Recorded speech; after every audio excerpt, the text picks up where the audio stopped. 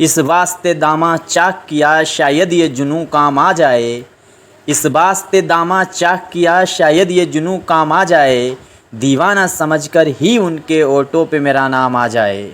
नाजरीन, मैं हूँ बिस्मिल आफ्ताब आलम और आप देख रहे हैं उर्दू हिंदी नॉलेज चैनल।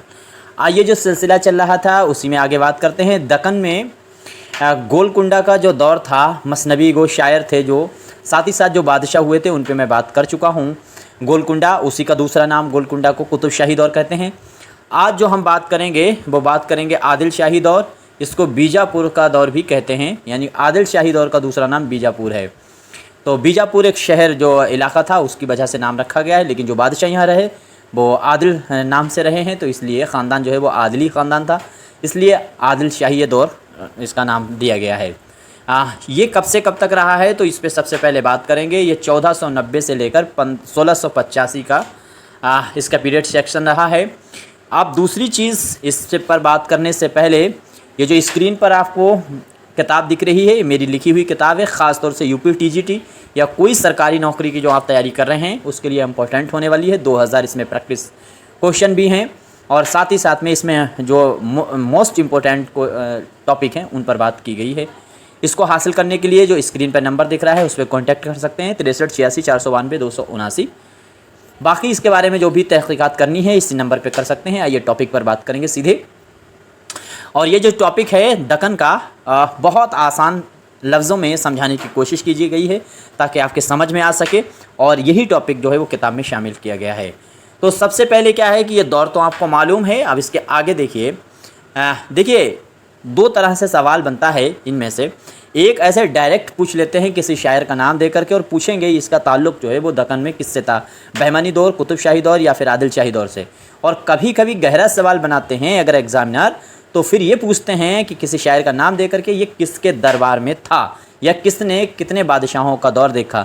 जैसे अभी यूजीसी नेट का एग्ज़ाम हुआ था तो उसमें पूछ लिया था कि दर्जा झेल में से वो कौन सा शायर है जिसने 4 बादशाहों का दौर देखा है, तो उसमें मुल्ला वजी था और नुसरती भी दिया गया था। लेकिन आपको मालूम है नुसरती ने 3 बादशाहों का दौर देखा था और मुल्ला वजी ने 4 बादशाहों का दौर देखा था। ऐसे सवालों को हैंडल करने के लिए इस तरह का जैसे मैं आपके सामने टॉपिक लेकर आया हूँ, इम्पोर्टेंट है। तो सबसे पहले इसमें मोटा मोटा देखिए कि इसमें एक नाम है बुरहानुद्दीन जानम, इनका नाम याद रखना है। आदिल शाही दौर से इनका ताल्लुक़ है। इरशाद नामा इनकी किताब है, साथ ही साथ में बिसातुल ज़िक्र भी इन्हीं की किताब है, और हुज्जतुल बाका आपको याद रखना है, वसीयतुल हादी आपको याद रखना है। इसके बाद में पंज गुंज जो है वो भी याद रखना है।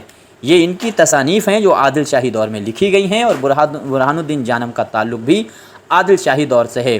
देखिए 10 तारीख़ को यानी 10 जुलाई जो आने वाली है, इसको एक वीडियो आने वाली है, और जो मेरी किताब शाहीन है इसमें अगर कोई भी ऑप्शन अगर गलत हो गया है या कोई टाइपिंग मिस्टेक हो गई है तो उसका पेज नंबर और क्वेश्चन नंबर मैं बता करके उसको सही करवा दूंगा।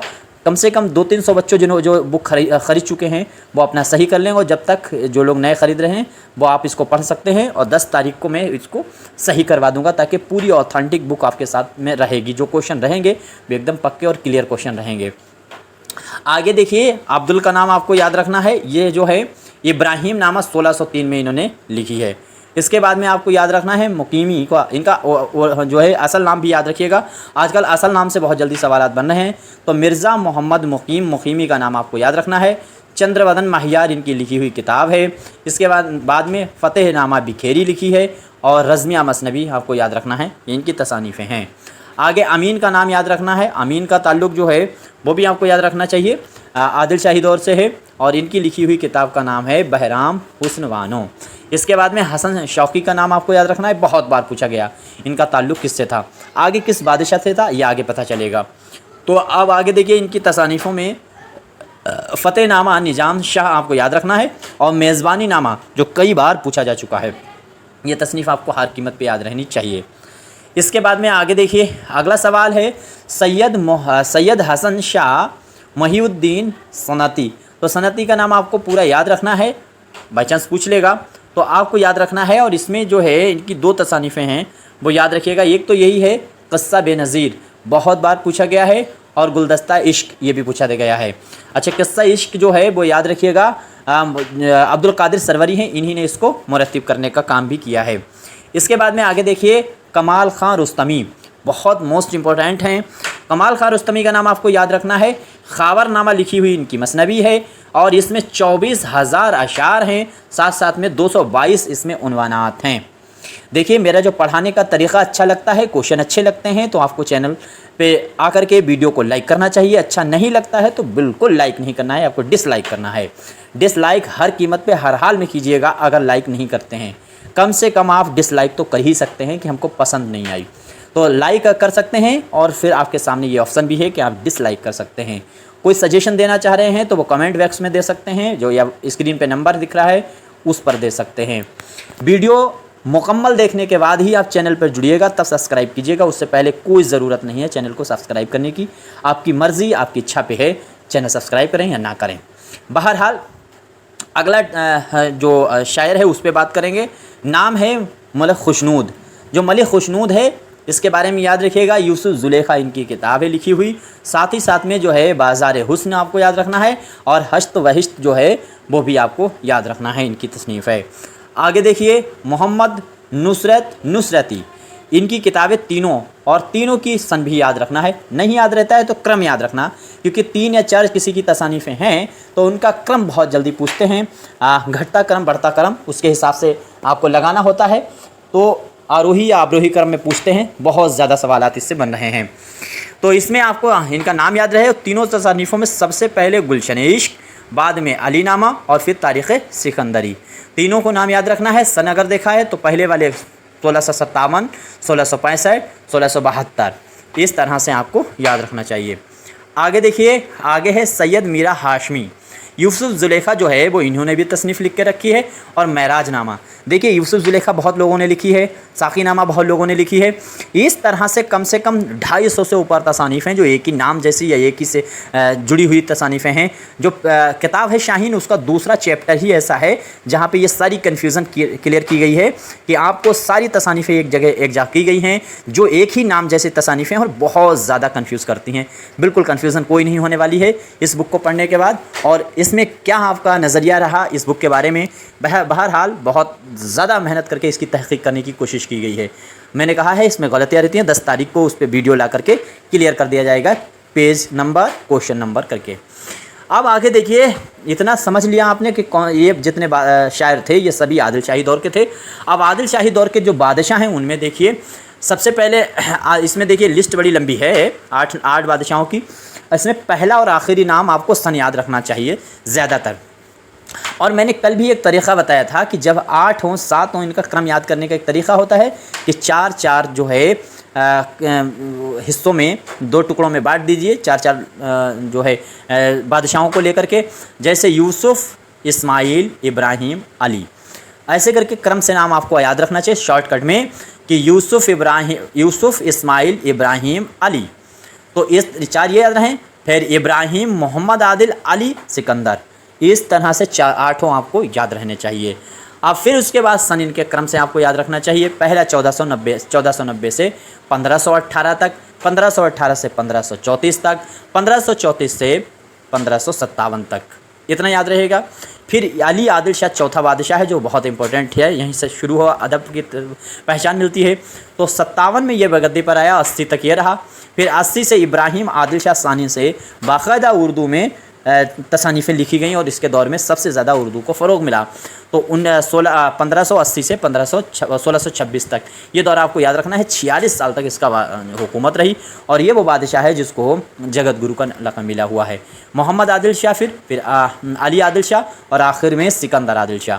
तो आखिरी बादशाह और पहला बादशाह आपको अच्छे से याद रहना चाहिए। अब इनमें कौन कौन से बादशाह बहुत अहम हैं जिनके वहाँ दरबारी शायर थे, उनमें एक एक करके हम बात करेंगे। सबसे पहले यूसुफ आदिल शाह पर बात करेंगे। यूसुफ आदिल शाह का आपको मालूम है कि ये पहला ही बादशाह है और इसके बारे में इतना जानना सिर्फ काफ़ी है कि 1490 से में बैठा है और 1518 तक ये गद्दी पर रहा है। इसके बाद में क्या है, महमूद गामा जो है तरतीब याफ्ता था। ये बंदा जो है वो महमूद गामा का तरतीब याफ्ता है। साथ ही साथ में इल्मो अदब का दिलदादा भी था और इसने जो है इसको जो है उर्दू नहीं आती थी, लेकिन इसके दौर में फ़ारसी को बहुत अहमियत मिली हुई थी। इतनी बात इसको जानना है कि यह महमूद गामा का तरतीब याफ्ता है। तो इतनी बात आपको याद रखना चाहिए। पूछ लेगा कि महमूद गामा का कौन दिलदादा था और उर्दू अदब का दिलदादा था। वो उर्दू अदब का वो बादशाह बताइए आदिल शाही दौर का जो महमूद गामा का जो है तरतीब याफ्ता हो। आगे देखिए, अगला बादशाह है इस्माइल आदिल शाह। दूसरा है कब बैठा है तो आपको मालूम है 1518 से लेकर के 1534 तक इसका दौर रहा। अब ये बादशाह जो है इसका ये फ़ारसी शायर था।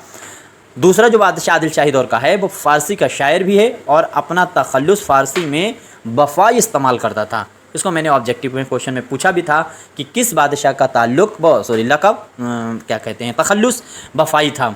तो आपको याद रखना है ये वही बंदा है।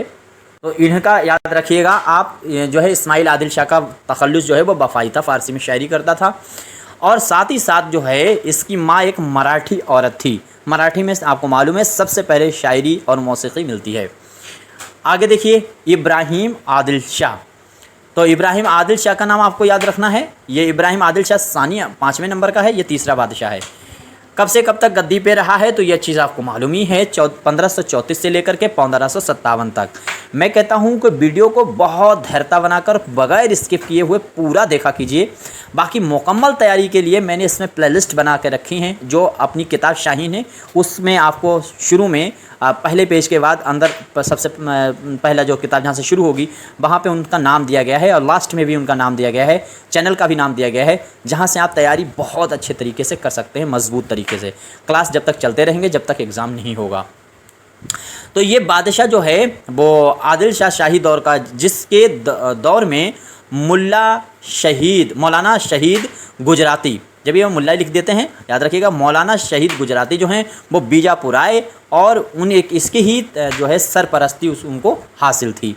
तो अब ये सवाल आपसे बन सकता है कि आदिल शाही दौर के किस बादशाह के दौर में मौलाना शहीद गुजराती बीजापुर आए थे। चूँकि ये दक्कन के रहने वाले थे, ये बीजापुर आए हुए थे, ये जो है बहमनी दौर से ताल्लुक़ रखते थे। इतनी बात बस इनकी सरपरस्ती हासिल थी, बस इतना चीज़ आपको याद रखना है जो बहुत इंपॉर्टेंट है। मैं बताता चलता हूँ, मैंने बहुत आसानी से दक्कन को समझाने की कोशिश की है। कोई किताबों में इस तरीके से आपको मिलने वाला नहीं है कि एक एक बादशाह को पहले पूरा मुकम्मल तरीके से समझाया गया है, फिर एक एक बादशाह में कौन कौन शायर है वो अलग से किया गया है। अब अगला बादशाह चौथा जो आया है जिसका नाम है अली आदिल शाह।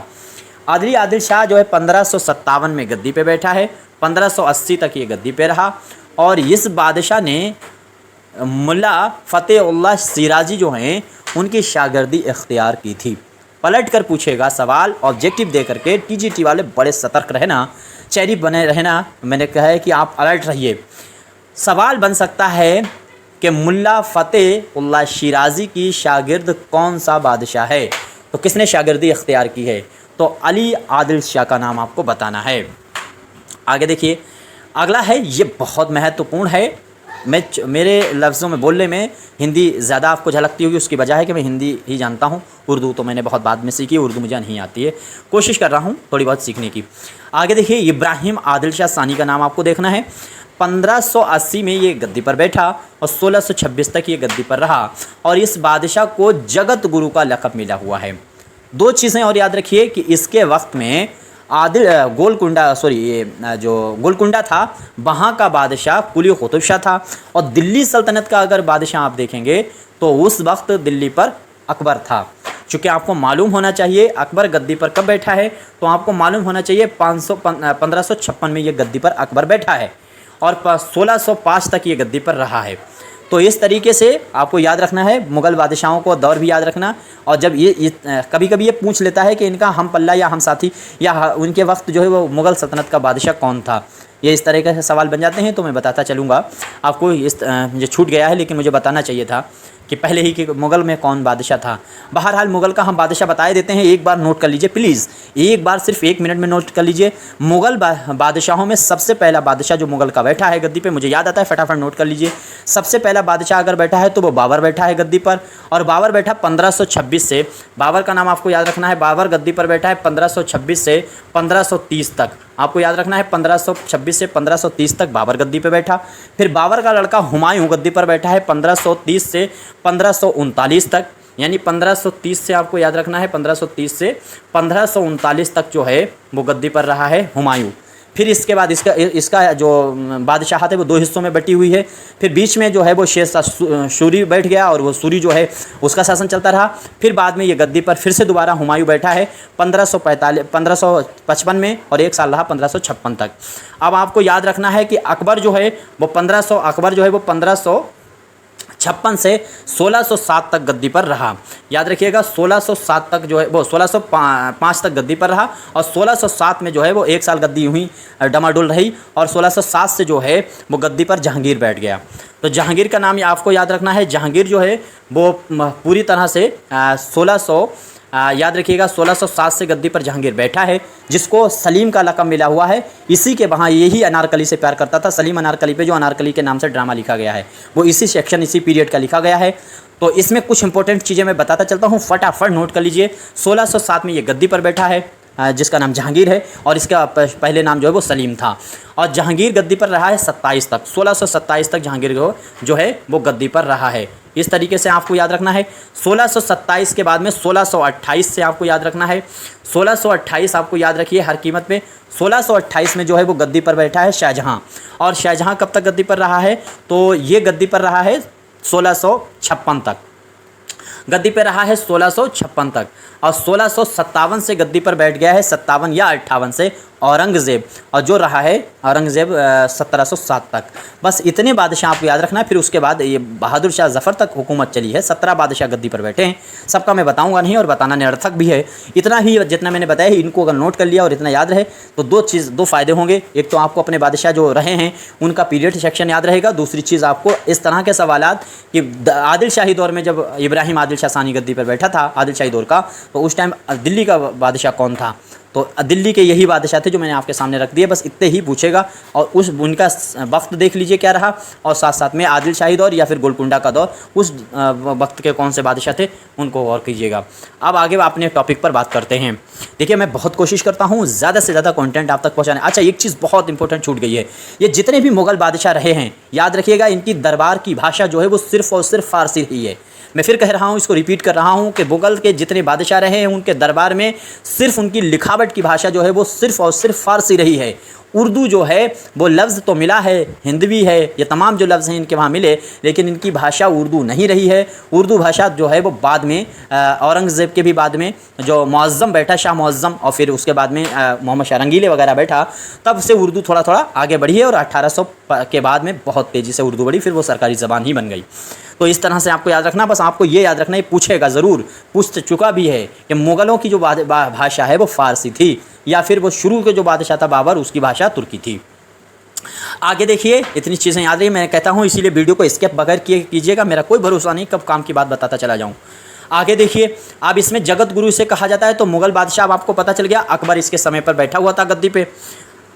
आगे देखिए, इब्राहिम आदिल शाह सानी के दौर में, अब यहाँ से ये चीज़ आपको याद रखना है, क्या नाम है? तो नूरुद्दीन ज़हूरी का नाम आपको याद रखना है। नूरुद्दीन ज़हूरी ने इसकी किताब नौरस का दिवाचा लिखा है। नौरस किसकी किताब है? तो इब्राहिम आदिल शाह सानी की है। उसका दिवाचा किसने लिखा हुआ है? तो आपको हर कीमत पे याद रखना है, ये लिखा है नूरुद्दीन ज़हूरी ने। और नूरुद्दीन ज़हूरी ने जो लिखा है, जो नस्र ज़हूरी के नाम से मशहूर हुआ, वही दिवाचा नस्र ज़हूरी के नाम से मशहूर हुआ। आगे चल के ये जो दक्कन की तारीख़ मिलती है, मोइनुद्दीन कादरी ज़ोर ने किया है, उसने इसी को तरतीब दिया है। आगे चलकर इब्राहिम आदिल शाह सानी ने इब्राहिम आदिल शाह सानी के दौर के जो बादशाह हैं, वो शायर हैं, आप उन पर ख़ास तौर से गौर कीजिएगा। एक तो आपको याद रखना, मोहम्मद कासिम फ़रिश्ता। मोहम्मद कासिम फ़रिश्ता ने एक किताब लिखी थी, तारीख़ फ़रिश्ता, जो बाद में जो है आगे चल करके फोर्ट विलियम कॉलेज में इसका तर्जुमा हुआ था, तारीख़ फ़रिश्ता का, जो बहमनी की तारीख़ मानी जाती है। बुरहानुद्दीन जानम इसी के दौर का शायर है, और साथ साथ में अब्दुल का नाम याद रखना और शाह मुअज़्ज़म का नाम याद रखना। ये 5 नाम आपको हर कीमत पे याद रखना है। अब्दुल हैं, शाह मुअज़्ज़म हैं, बुरहानुद्दीन जानम हैं, और मोहम्मद कासिम फ़रिश्ता हैं। इतने लोग जो हैं वो किसके दरबार से जुड़े हुए हैं या किस दौर के बादशाह के वहाँ हैं? तो इब्राहिम आदिल शाह सानी का नाम आपको याद रखना है। आगे देखिए, मोहम्मद आदिल शाह। मोहम्मद आदिल शाह का नाम आपको याद रखना है। 1626 से 1656 तक ये गद्दी पर है, और ये बंदा खुद भी शायर था। मोहम्मद आदिल शाह का नाम आपको याद रखना है। ये मोहम्मद आदिल शाह है, खुद शायर था। और इसकी तसनीफ़ जो ये खुद शायर था, लेकिन इसकी तसनीफ़ कौन कौन सी हैं ये तो मुझे नहीं मालूम है। बट यहाँ पे एक चीज़ याद रखिए, ख़ाबरनामा आपको याद होना चाहिए। ख़ाबरनामा जो उर्दू की सबसे बड़ी तवील मसनवियों में मानी जाती है। ख़ाबरनामा का उर्दू में तर्जुमा पर इनाम देने की बात सबसे पहले मोहम्मद आदिल शाह ने ही की है। और इसके दौर के बाद जो मोहम्मद आदिल शाह है, इसके वहाँ जो शायर थे उनमें देखिए मुकीमी था, अमीन था और हसन शौक़ी था। ये तो बात आपको मालूम है। ये तीनों आदिल शाही दौर में, आदिल शाही दौर में किस बादशाह के वहाँ हैं? तो मोहम्मद आदिल शाह के वहाँ हैं। कौन? मुकीमी हैं, अमीन हैं और साथ ही साथ में हसन शौक़ी हैं। हसन शौक़ी हैं और इसमें नुसरती भी होगा, लेकिन नुसरती का यहाँ पे जिक्र नहीं, क्योंकि वो चीज़ें आपको याद ही हैं तो यहाँ पे दिया नहीं गया है। अब आगे देखिए, आखिरी बादशाह है सिकंदर आदिल शाह। इसका दौर आपको मालूम है 1673 से लेकर के 1686 तक ये गद्दी पर रहा। अब इसके बारे में कुछ ख़ास चीज़ें नहीं हैं, बट हाँ इसके वहाँ शोरा बहुत हैं, ये चीज़ आपको याद रखना है। नंबर 1 सेवा का नाम आपको याद रखना है और इसकी किताब जो लिखी हुई है वो रोज़तुश्शुहदा आपको मालूम होना चाहिए। ये 1680 के आपको मालूम है। इसके बाद में मोमिन का नाम आपको याद रखना है। ये मोमिन ये नहीं जो दिल्ली में थे, ये दक्कन का शायर है। इसरारी इश्क इसकी 1682 में लिखी गई तसनीफ़ है। इसके बाद में आपको याद रखना है मुख्तार का नाम। मुख्तार का नाम आपको याद रखना है, यहाँ से देखिएगा ये मुख्तार है। इसने महराज नामा लिख करके रखी है, कब लिखी है? तो 1682 में। और इसी के साथ साथ में आपको याद रखना है हाशमी। तो हाशमी जो हैं इन्होंने जो लिखी हुई है वो लिखी है महराज नामा और यूसुफ ज़ुलेखा। पिछली बार अभी राजस्थान में एग्ज़ाम में पूछा गया था कि हाशमी की जो सबसे बड़ी मसनवी है वो कौन सी है, महराज नामा है कि यूसुफ ज़ुलेखा है। ये चीज़ आपसे पूछा जा चुका है, तो महराज नामा आपको याद रखना चाहिए। आगे देखिए कादिर शाह अमीन, इनकी लिखी हुई है मौजज़ा है खातून जन्नत। कुदरती एक शायर जो है वो इसके वहाँ था, तो उसने लिखी है क़ससुल अंबिया। साथ ही साथ में शाह अमीनुद्दीन आला का नाम आपको याद रखना है और इसने लिखी है गुंज मुख्फ़ी। गुंज मुख्फ़ी ये सब कहाँ लिखी गई हैं? तो तसानीफ़ दे करके पूछा जाए किसके, तो बादशाह के वहाँ लिखी गई है, तब आपको ऐसे याद रखना है। और कौन सा शायर किसके वहाँ था तब भी ऐसे याद रखें। वीडियो को 2-3 बार रिपीट कर करके देखिए तो आपको सारी चीज़ें याद हो जाएंगी। आगे देखिए है जो है गुफ्तार हज़रत अमीन। अब ये इसकी तसनीफ़ है। अब गुंज मुख्फ़ी जो है वो अमीनुद्दीन आला की तसनीफ़ थी। अब अमीन की देख लो, अमीन में कौन कौन है? तो मोहम्मद जो है मोहब्बत नामा है, एक चीज़ ये याद रखिएगा। साथ साथ में है कलमतुल इशरार जो है वो आपको याद रखना है। साथ साथ में इश्क नामा याद रखना है। इसके बाद में बजूदिया जो है वो आपको याद रखना है। तो इसी टॉपिक पर यहीं तक बात करनी थी। कोई क्वेश्चन गलत हुआ बताइए। अब ये स्क्रीन पर आपको एडवर्टाइज़ दिख रहा है। बुक ख़रीदने के लिए आप कांटेक्ट कर सकते हैं 63 86 492 279 पर। और इसमें कुछ गलती रही हो तो ज़रूर बताइएगा। आपको अच्छा लगे तो लाइक कर सकते हैं, नहीं अच्छा लगा तो डिसलाइक कर सकते हैं। अगर लगातार आपको तैयारी करना है, इस तरीके की नोटिफिकेशन आपको चाहते हैं चैनल के, तो सब्सक्राइब कर सकते हैं। बट आपकी मर्ज़ी है, जी चाहे करिए जी चाहे ना करिए, लेकिन कोई मशवरा है तो ज़रूर दे सकते हैं। आपके नज़रियात मेरे नज़रियात अलग हो सकते हैं, बट मशवरा जो है वो दे सकते हैं।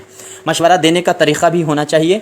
आप ऐसा ना देने की कोशिश करें कि आप मुझको बहुत ज़्यादा ये समझाना चाह रहे हैं कि आपको बहुत ज़्यादा जानकारी है और मुझे मेरा जो क्या कहते हैं ईगो है उसे हर्ट नहीं पहुंचना चाहिए, वरना आप ब्लॉक किए जाएंगे और निकाल दिए जाएंगे, चैनल पे दोबारा कभी नहीं दिखेंगे।